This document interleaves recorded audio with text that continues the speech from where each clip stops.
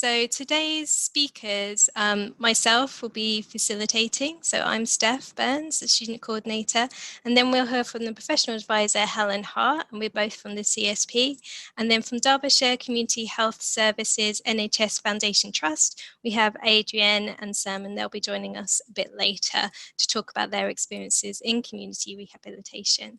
Hi everyone, really thrilled to join you. I'm going to just talk you through a little bit about what the CSP has been doing in relation to community rehab. It's been a work stream of ours that we've been prioritising for a couple of years now, and I think it's fair to say that the momentum behind this is growing.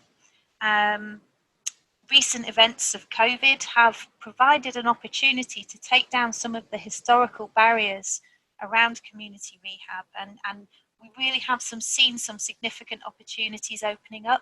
So I think I want to share some of those with you. I'm really thrilled that Sam and Adrienne are here to share their experiences with you directly as well. And yeah, just a little bit about me really. I have been at the CSP now for almost 2 years, qualified 20 years ago now, actually almost to the day 20 years, and for about 15 of those I have spent my career in community rehab. So this is an area of practice I am especially passionate about, and I hope to give you some of the background to that, and hopefully really galvanise you. It's great to see so many of you have already had a community placement, and those who haven't are really keen to do it as well. So fingers crossed we can really sell it to you as a sector. So let's see if I can get this to move on. There we are. So as Steph said, the hashtag for today's event is Rehab Matters, and we're really clear that it actually really does matter. I think as physiotherapists, as physiotherapy students, as people interested in rehabilitation, it's the essence of what we do, and really it's that essential part of healthcare. Yeah, and the goal of it is just to restore function, to improve well-being, to get back to daily living.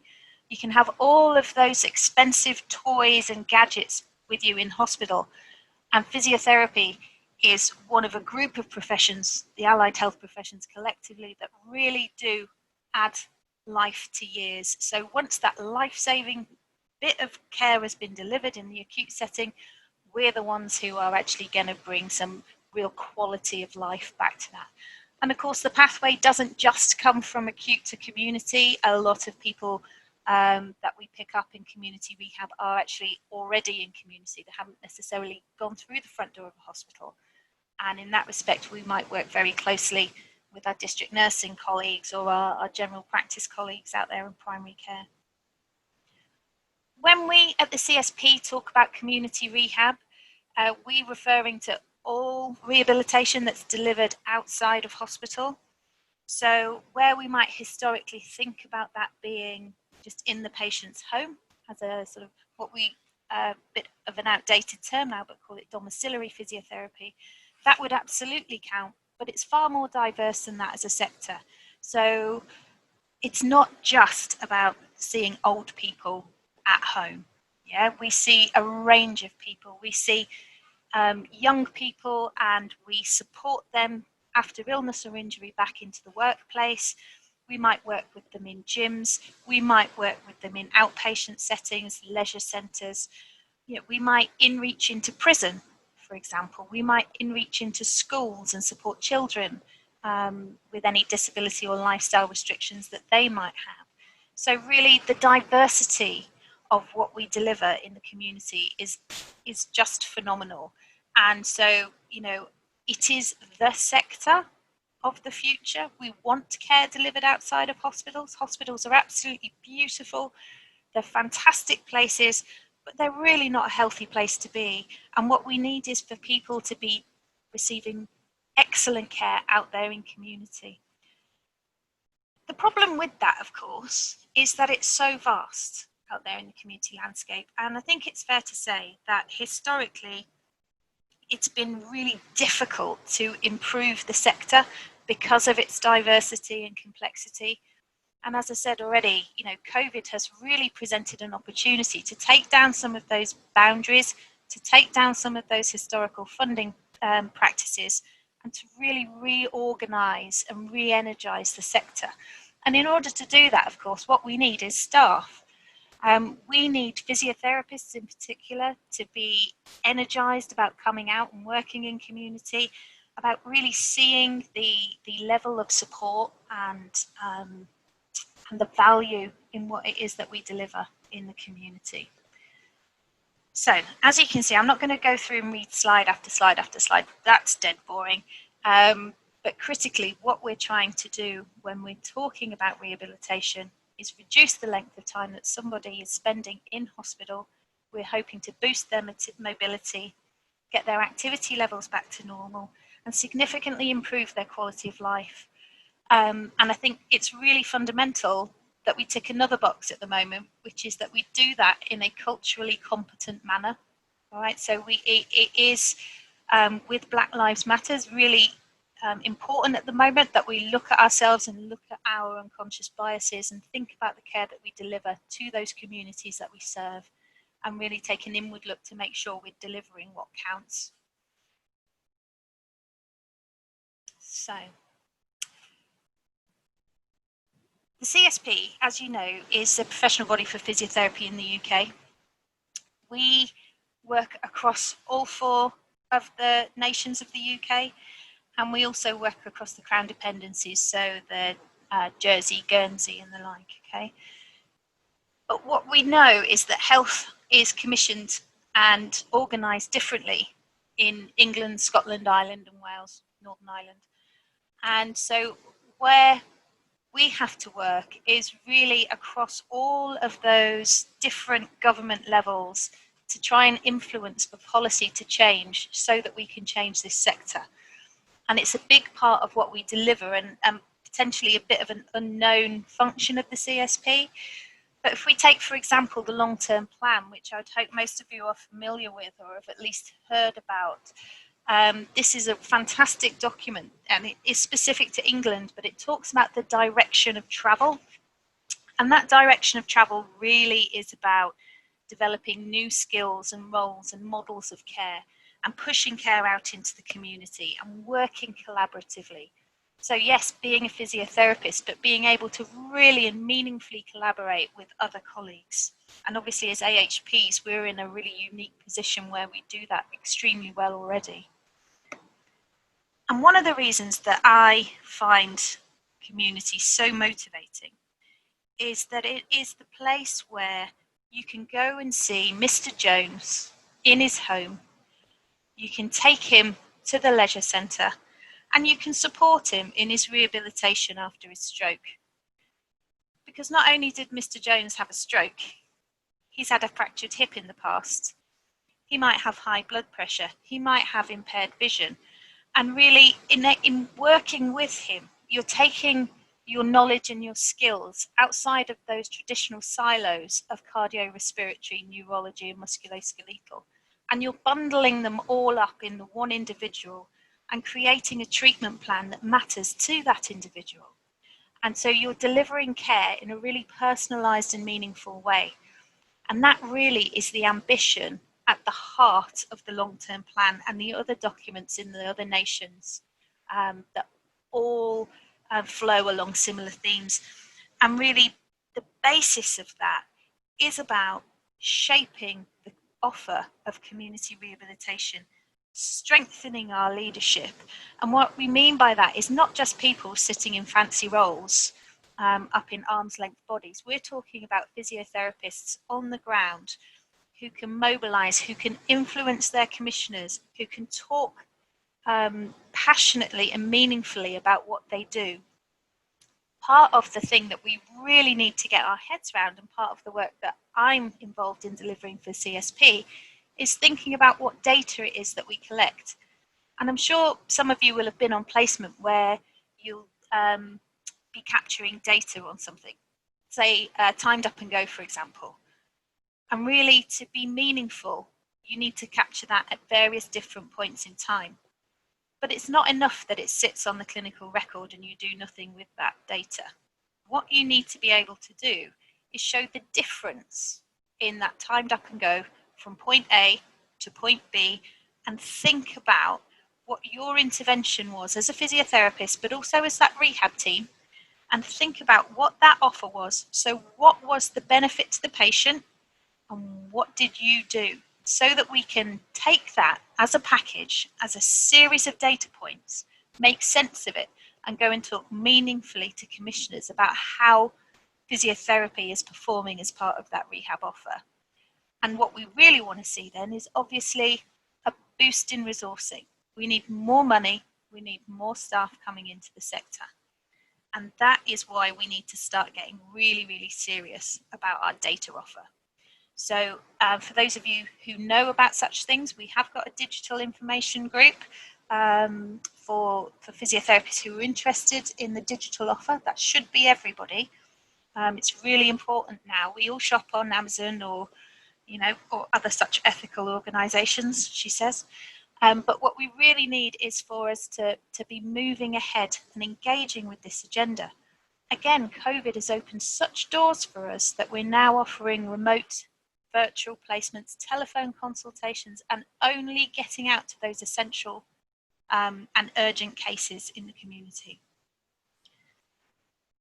And that's not to say we can't return to business as usual. Of course, we all want to be back out there doing more rehab with patients. But what we have learned from having to enforce this sort of virtual first philosophy is that there is a lot that we can offer virtually. And what that actually means is that it releases capacity for us. So as the COVID rehab wave comes through, we need to think not only about what our offer to those groups of people are, but we also need to think about those who've had their rehabilitation stopped. For those people who have suffered strokes and falls during the pandemic, during lockdown, that didn't present, because they have rehab needs too. So the challenge for leaders and managers of rehab services at the moment is very much about how do we manage this increase in demand when we've got staff who are potentially redeployed and we still don't have open access back to business as usual, all right, because of risk of second wave and keeping those vulnerable populations safe and our staff safe fundamentally. So anyway, that's kind of a little bit about COVID, but it also talks a little bit about the long-term plan, and hopefully what you're starting to see is how important policy is in all of this and how it shapes the offer that physiotherapy can make across the sector. So in the couple of years that CSP's had this as a corporate priority, what exactly is it that we've done? Well, this is a picture. This is me at conference last year. Excuse me. So every year we have an annual conference at CSP. If you haven't been yet, I really would urge you to go at some point in your early career. It's a really, really invigorating and vibrant event. And we had the opportunity last year to start to share some of the work that we've been doing. So we've been out, we've visited lots of services all over the UK, and we've reached all parts of the UK. So we've been down to Cornwall, we've been up to the Highlands of Scotland, we've been over to Northern Ireland, we've been out to out towards Norfolk, we've been over into Wales, and lots of little pockets around the big urban centres, Manchester, Birmingham, and of course London. We also launched the ICSP Community Rehab Network, and that is there for you. You're eligible to join that. You just go onto ICSP and click the button. And in that network, you've got access to a phenomenal amount of peer-to-peer guidance and support. More than we could ever hope to offer you from a central position. And nor would we assume to be the experts on this. That is all down to the clinicians out there in the field. What we did here, though, was that community rehab is so disparate in how it's set up. There's no clear model for community rehab. There was teams that we went to visit who had huge vacancy rates. We had teams that we went to visit who'd been through huge restructure. And nobody really had that same set of criteria. Nobody really had a consistent view on who's seen for how long. Everything's commissioned very, very differently. And what we found was that we had a lot of senior members of staff who were working so hard and running so fast to keep up with this exceptional demand that exists within services that it was very, very difficult. So a new process or a new policy or a new pathway would be added onto that model and not properly integrated. And so as services had grown and grown and grown, it became increasingly difficult to navigate as a patient or as a referrer into that service. Now, obviously, that's not a good experience for people. So that's something that members told us they really wanted our help to help them focus on. And so what we did was we developed a resource that we've now linked to a commissioning tool that's been delivered by NHS Right Care about commissioning for community rehab. And we've started to help physiotherapists and team leads to think about and manage how they describe their services in meaningful terms, so how they can have some influence and start to share some of that data. So you find that again. One of the things, of course, that I think is obvious through this is that the challenge of community rehab is enormous.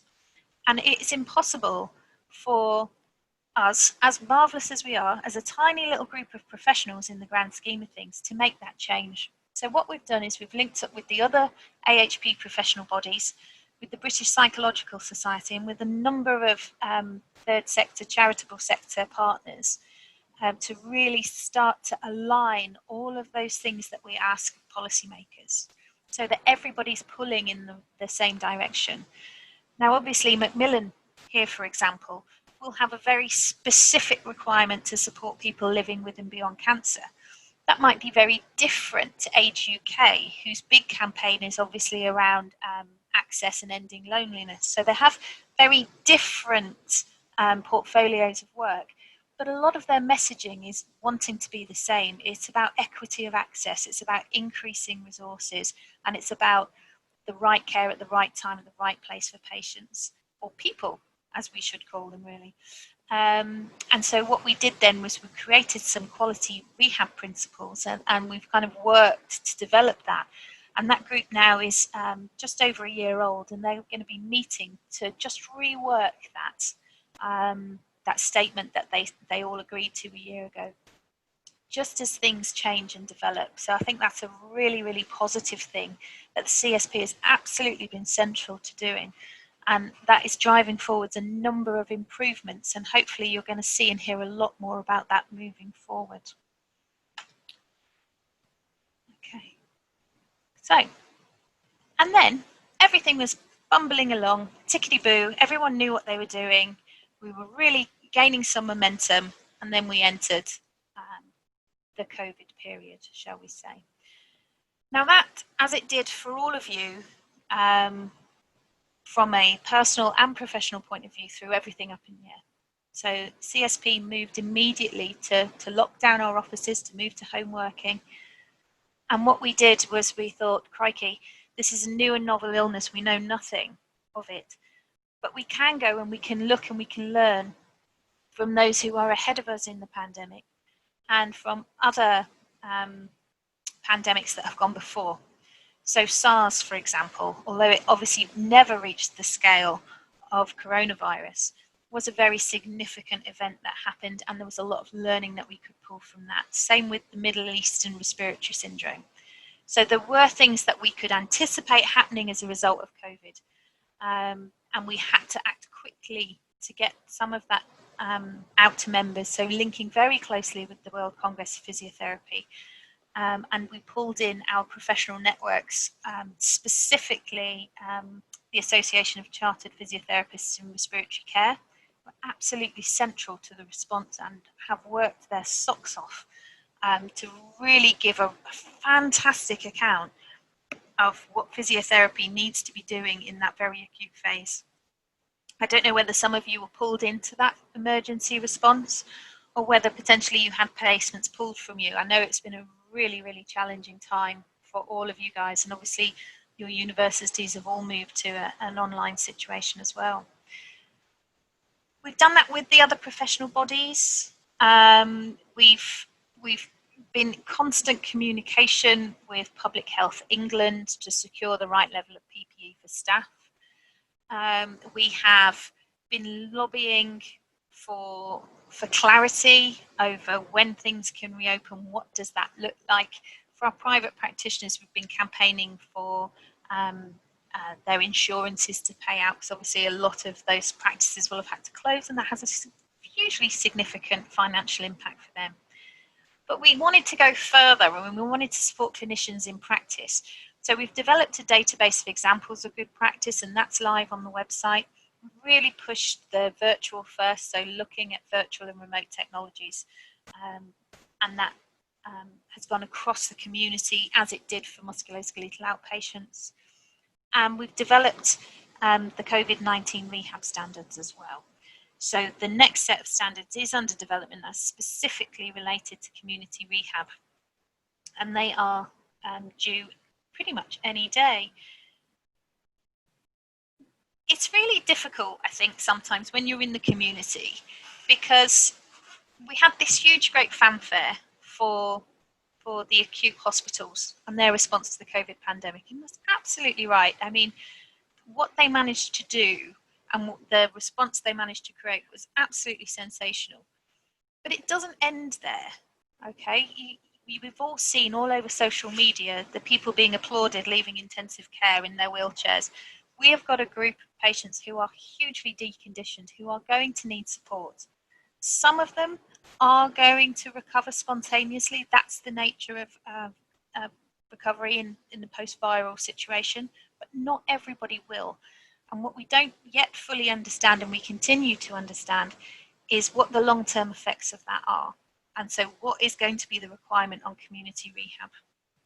So we have some huge objectives about providing information about the demand required of those different pathways. Okay, so what we're doing now, I've already banged on about data. All right, we are working, we're about to launch, hopefully within the next month or so, a really straightforward platform whereby you can enter in information, and we can capture information about what that population looks like. That is hopefully for COVID survivors in the first instance, but we really want to look to the future and think about how we can use that platform to capture snapshots of different rehab needs at different times for community. And as I say, with the standards as well. So this is effectively your call to action. You are never going to be just a community physio if you come and work in community. You're going to be an absolute superhero. I think community work sometimes feels a little bit like you're the poor relation. You get a bit forgotten about, and people think it's a bit of a dull world. Well, that's just not true. And I really hope that when Adrienne and Sam come on to talk, that they're going to really just kind of concretize, if that's even a word, for you, what the realities of life is like as a physiotherapist that works in community. Because, as I say, I'm hugely passionate about the sector. I think that the time is now. I think we've a real opportunity to develop something. Nobody would have wished COVID to happen, of course not. But what we have got is a real opportunity to improve services and improve the sector beyond our wildest dreams. This could have taken us years to get to a point whereby we can break down some of those boundaries. So that time for those conversations to happen is absolutely now. And if any of you are keen, you'll have seen on social media today that we've just launched our webinar series. It's going to be going on over the next sort of 3 months. It's going to be fortnightly on a Wednesday evening. You're very welcome to join as a student cohort. We'd really love to have you along. And it's about building your local influencing power to have some of those difficult conversations. So we really do encourage you to get outside your comfort zone and really share and support and drive improvements for community rehab. So I wanted just to finish with this little video, which is a video that we produced a couple of years ago now. Where's my little arrow gone? I've turned the sound off on this, hopefully, but I want to just show you this because it talks in real powerful terms about what some of those stats are about the offer that community rehab makes and why it's just so important. So just watch this through. It's no more than a couple of minutes. And it stimulates a lot of thinking, I think, about why it is that we need to put money into community rehab.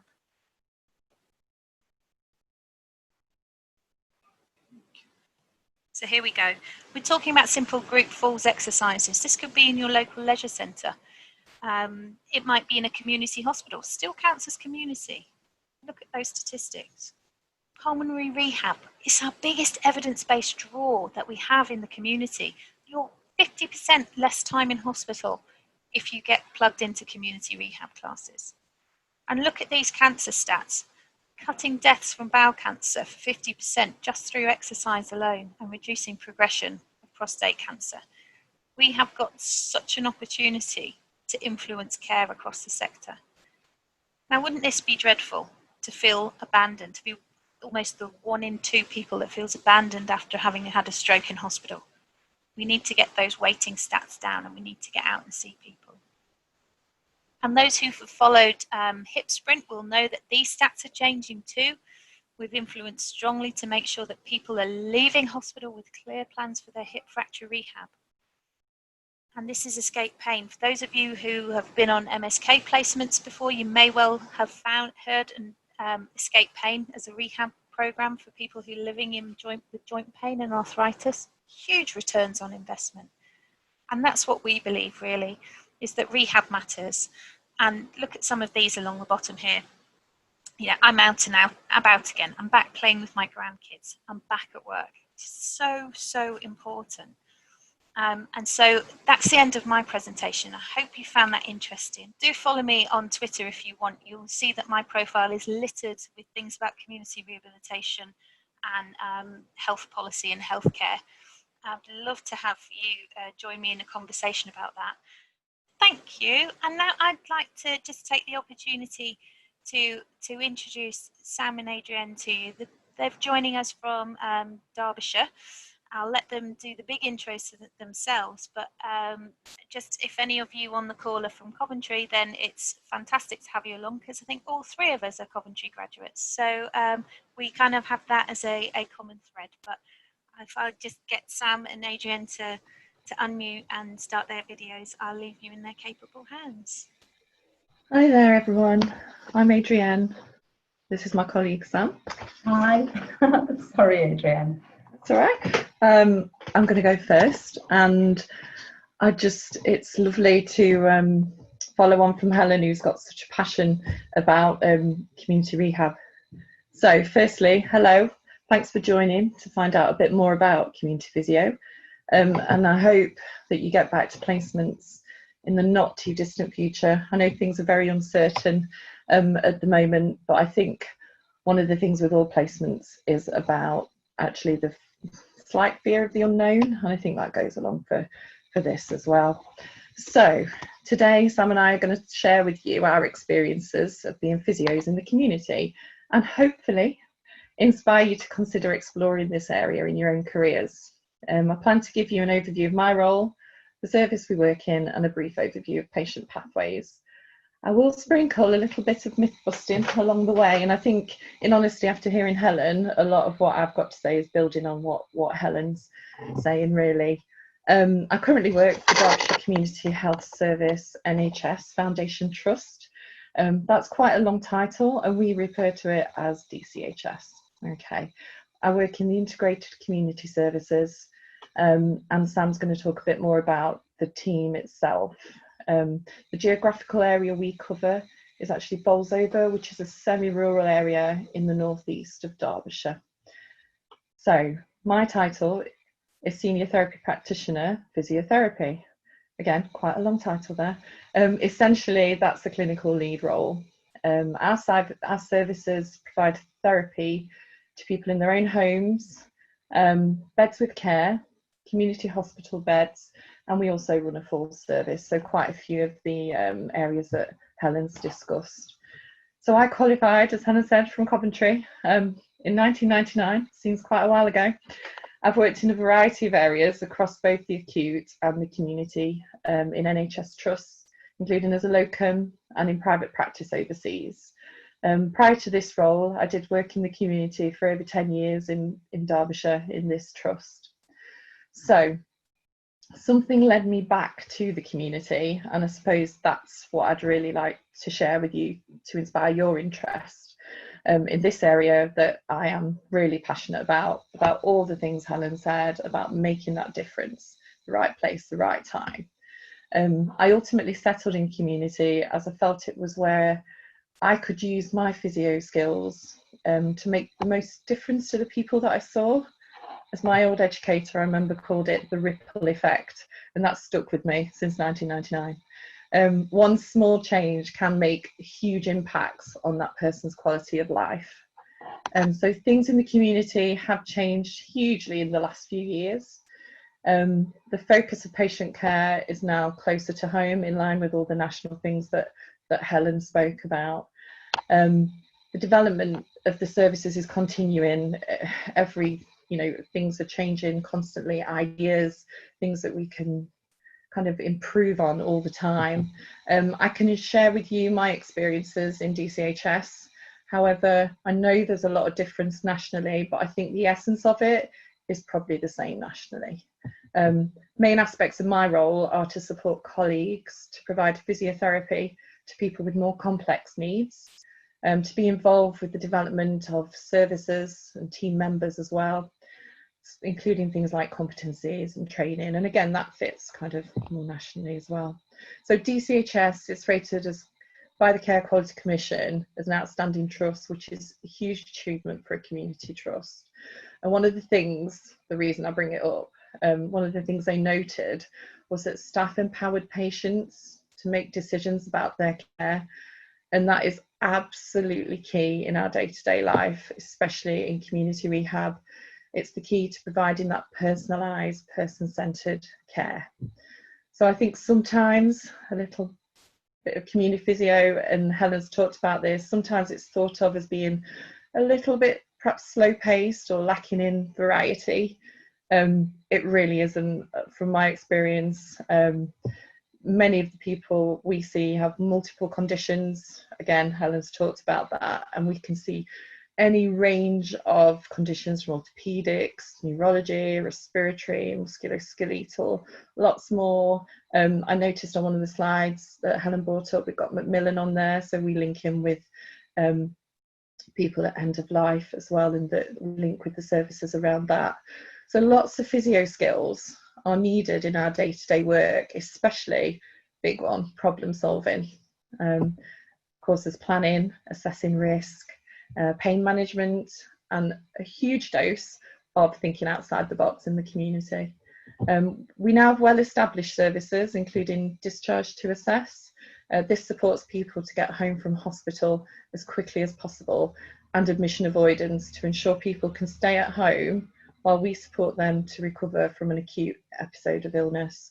So these are the patients who a few years ago would have been in the acute hospitals.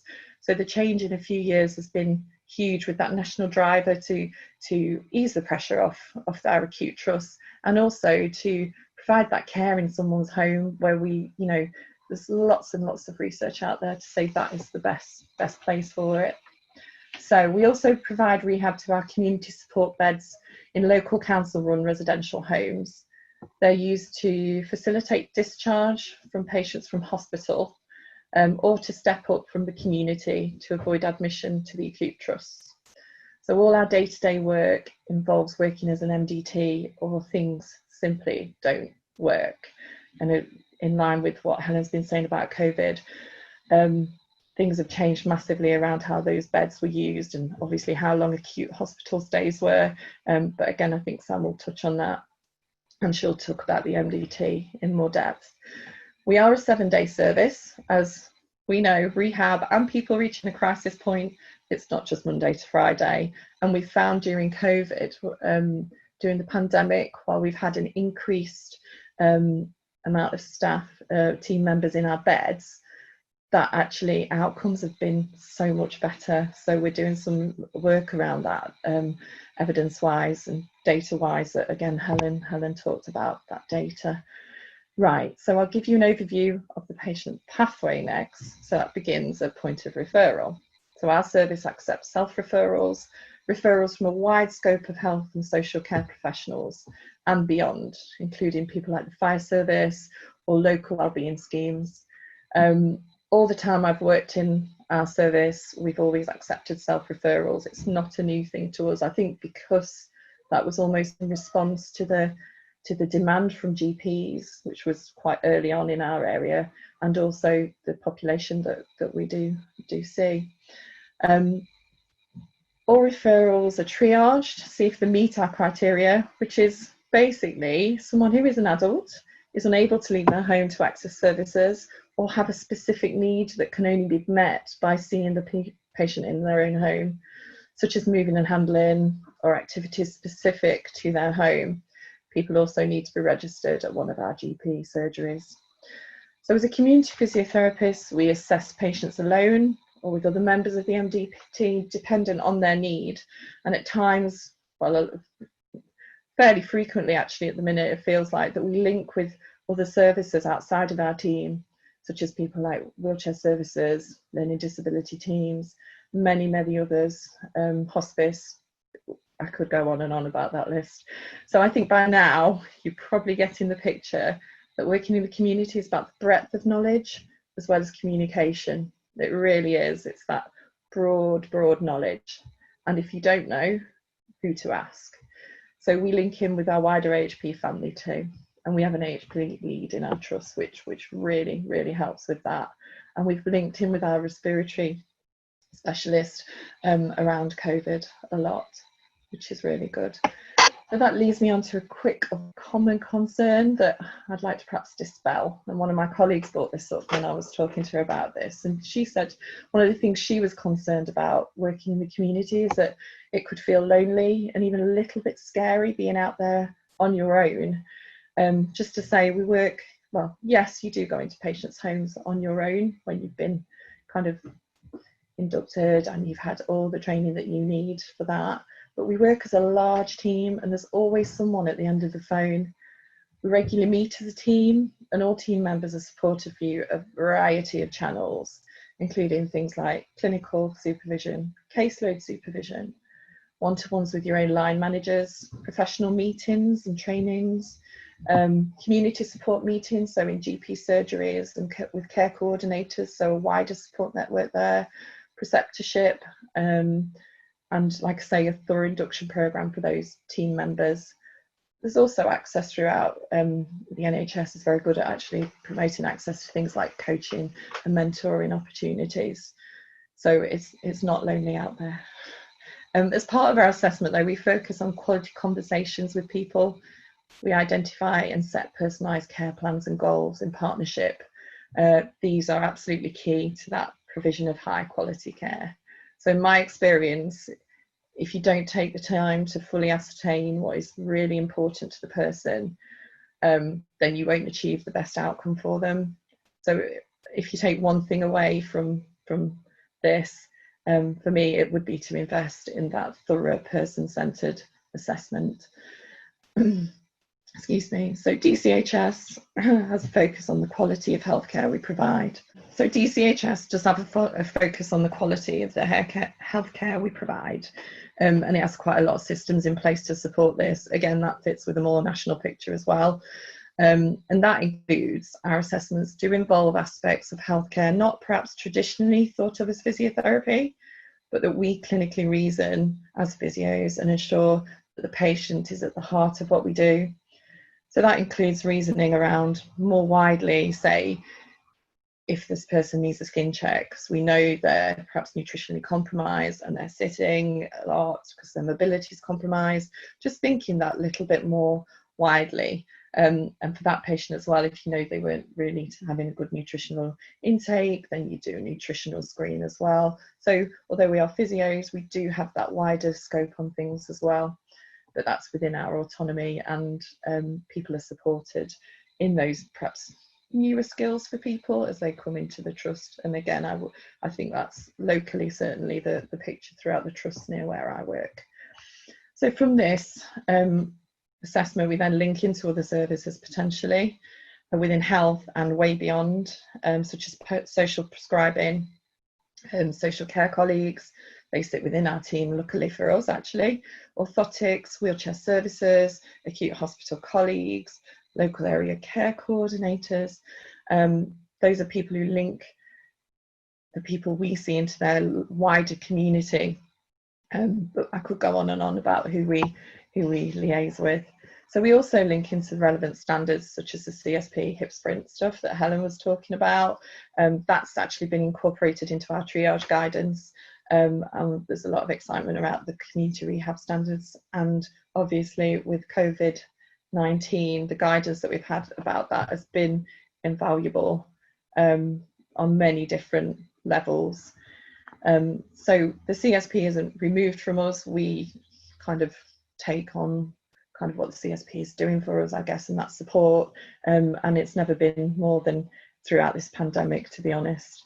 The pandemic has massively changed the way we provide care, and Sam will talk a little bit more about that. So to the end of the pathway, when we discharge people from our service, we need to think about the bigger picture and what's important, again, to them, for them to take that ownership of their own health and well-being and maintain that independence. This is where tapping into local services and again the social prescribing comes into its own to support people in their own communities. Again, Sam will discuss that, I think, slightly further. So there are lots of opportunities in the community to continue to develop and collaborate with others, to continue to progress both career-wise and drive up the standards of the care that we provide. It's such a growth area. And there's lots and lots of opportunity for innovation as the complexity of the people that we see and the demand on the service increases. So we have opportunities such as the more traditional medically based advanced clinical practitioner, perhaps to develop your own career, or we are looking much more at the minute to widen those type of roles around frailty. But prior to COVID, the community services, including physiotherapy, felt like they were coming a little bit more into their own. And now this pandemic, as Helen has said, has just thrown that spotlight. It has onto us. I know it's thrown it onto the acute sector as well, but I think the stuff's now starting to come through, information about that rehab need. And that's starting to come through nationally as well, which is fantastic for everyone who's been sat there for years wanting to really shout about what we do. And we can help people to achieve so much through our role in community rehab. And my final thoughts, just before I pass you on to Sam, are, although I am slightly biased, I believe community physio and community rehab, it's just such a great career option for many reasons. For me, job satisfaction, the privilege you feel being allowed into people's homes, and I can honestly say that no 2 days ever feel the same. So I'll now pass you on to Sam. Excuse me, I'm a bit of a novice to these technological platforms.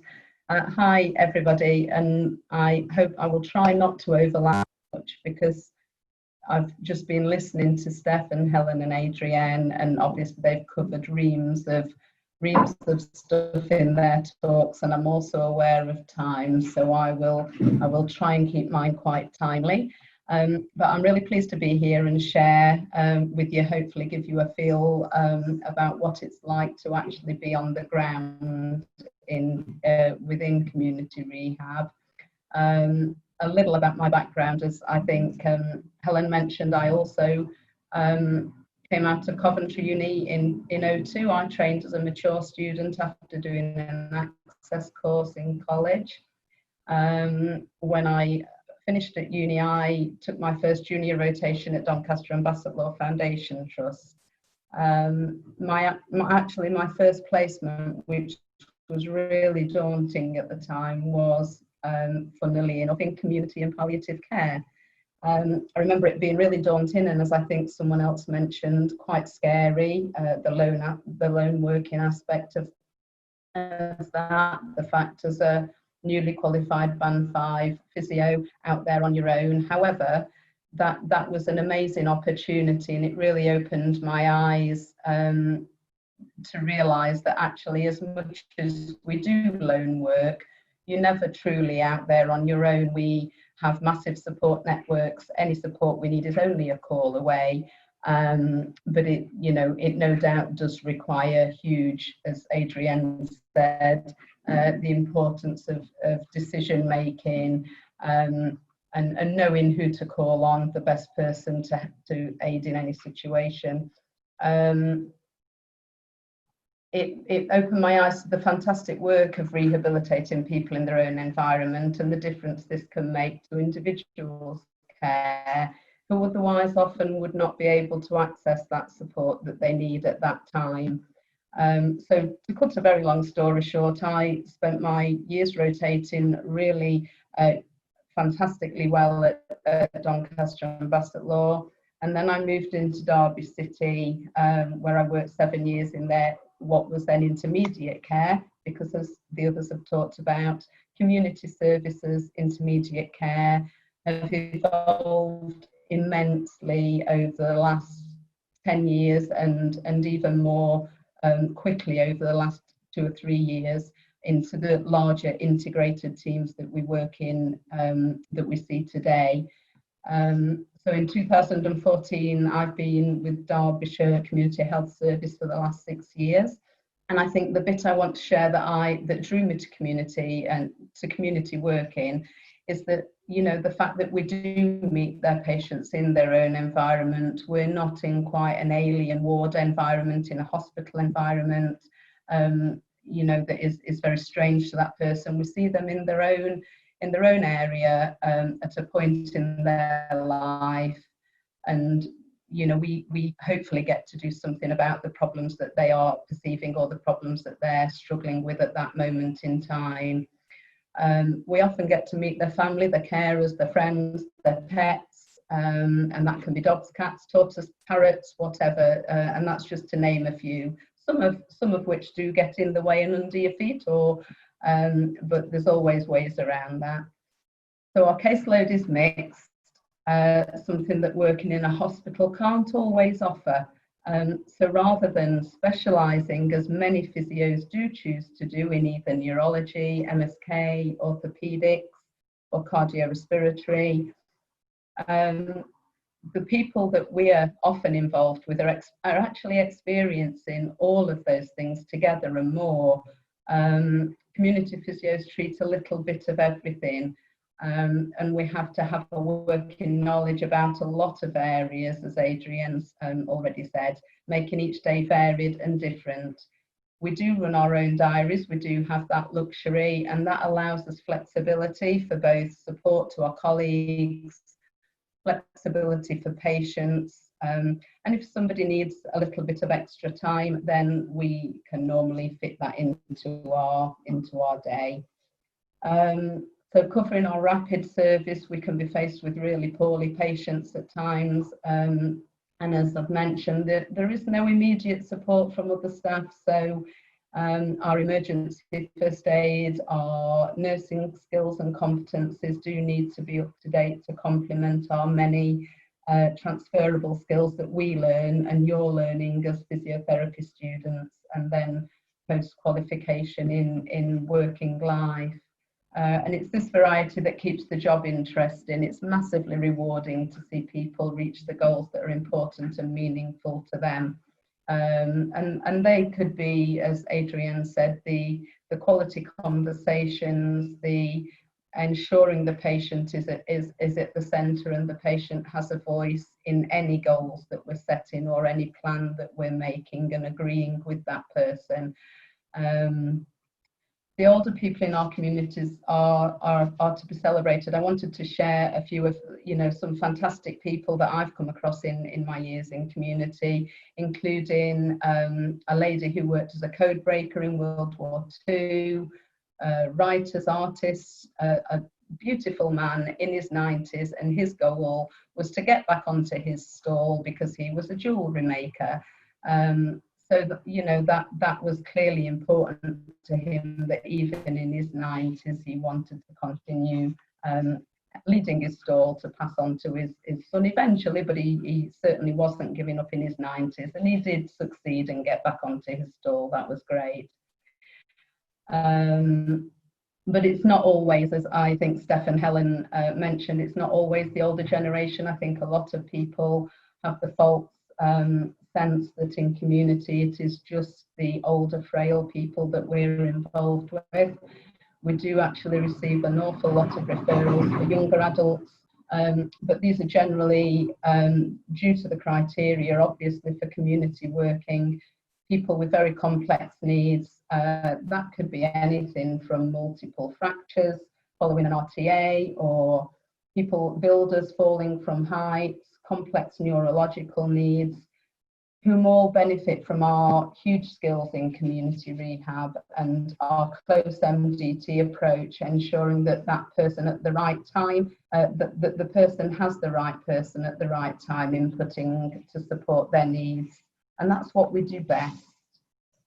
So moving on from what Adrienne spoke about in Derbyshire, and just thinking a little bit closer to home, I guess, and a little bit more generally, our integrated team includes, as some of you will know if you've been out on community placements, we work closely with our fantastic admin staff, with social care, district nurses, OTs, physios, support workers. We have advanced care practitioners and community matron. We work tightly as well with the wider services in the area. Sorry, Steph, are we needing to finish? Shall I be wrapping up very quickly? That's my face is Okay. hiding, sorry. No, that's fine. So very briefly then, and because Adrienne's covered some of the things that our service provides, our community integrated care team does of course sit alongside the wider community rehab team, which it obviously encompasses your pulmonary rehab, neuro outpatients, podiatry, speech and language, brain injury team, learning disabilities, the list goes on. So we as our integrated team sit alongside and work closely with all of those. We cover our central triage, which is where all our referrals come through, are dealt with, and then fed out to the local areas. We cover a rapid service, which our therapy response time is the same day. So these are patients that are either acutely unwell, and we would see them the same day to try and prevent unnecessary hospital admission, or Adrienne mentioned the discharge to assess and manage pathways that we run in Derbyshire, and I'm sure in the wider communities as well. We cover urgent work, and our therapy response time is 5 days, and then obviously and our urgent work is mainly around hospital avoidance, again, injurious falls, and maybe those people that are at risk of deterioration if they were to be on a routine waiting list. And then our routine work, pre-COVID-19 pandemic, our routine list was sitting around 6 to 8 weeks. So just from the sheer number of referrals in this area, and I'm sure we're not on our own there. Like I say, we were running around a 6-week wait. With the outbreak of the COVID pandemic, we followed guidance, local CSP guidance, national guidance, and using information leaflets and contact details, which we needed because we are no longer running or trying to minimise the face-to-face contact to protect individuals and each other. Shall I wrap up? I mean, Adrienne spoke around mainly around the areas that we cover. So I'll cut off there shortly, shall I? Because it's 4 o'clock, and if we need to keep to time, Steph. This is a huge subject, and thank you so much to Sam and to Adrienne and to Helen. And I think there's such an appetite for knowledge, and what we're seeing in some of the questions is about, how can people join the webinars, find out more. And I think it's because this is a subject that can't be covered in an hour, as we've seen. So thanks so much to Sam and Adrienne. I'm sure we could keep you on for the whole day to get all your knowledge and experiences, especially COVID and before COVID. Helen, any last words? Yeah, sorry, I was just answering a question about band 5 rotations, and you know, whether it's really important to have that sort of broad base of acute rotations. I certainly think, as I think Sam and Adrian just articulated so beautifully, that within community, that breadth of knowledge that is required. I think a really solid grounding in acute care would be my preferred starting point as a band 5, but there are lots of trusts that will offer you the opportunity to rotate out. I think it's you know, it's imperative that you feel comfortable in your skills and find a trust that supports your development as a band 5. But yeah, there is always room for you in community, and you will be welcome with open arms, I can assure you. I hope that helps.